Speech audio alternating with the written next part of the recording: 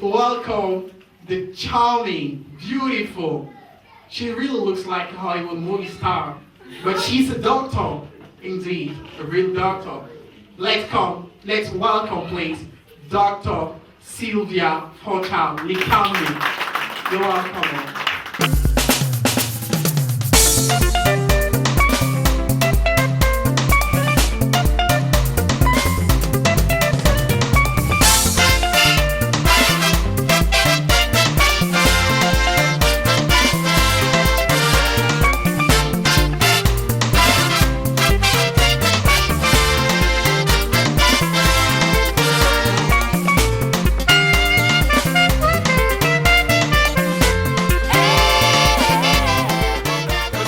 Unlike me, you can see the finger, she's got something there. So the main, sorry guys, you're welcome, man.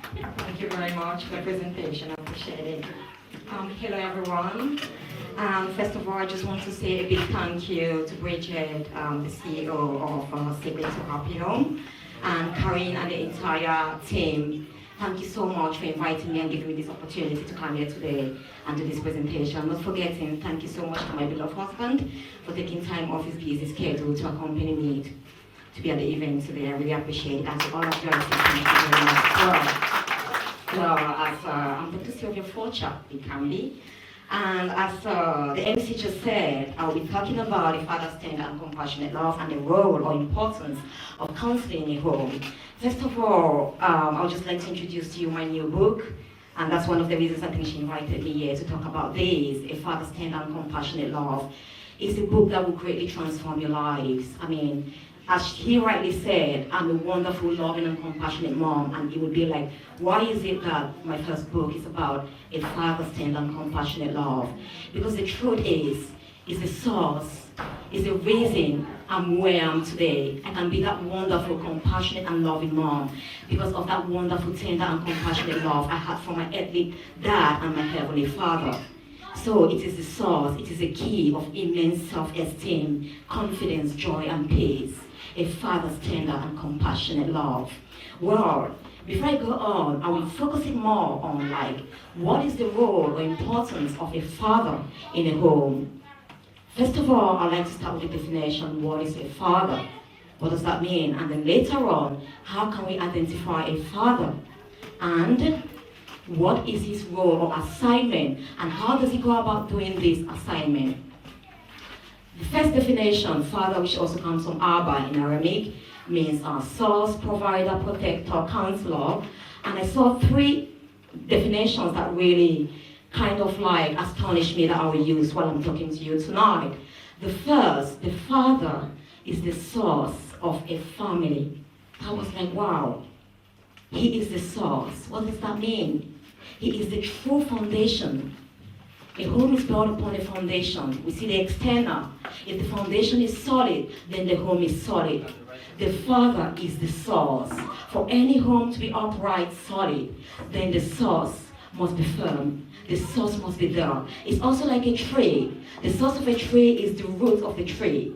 The depth, how deep that root goes into the ground, determines how strong that tree can be. And when those storms come, it can resist them. So, what is happening? And also scientific evidence from behavioral science have shown that one of the greatest crises in our world today, that causes economic development problem, is not money, it's not crime, it's not unemployment. Amazingly, it's the absence of fathers in homes.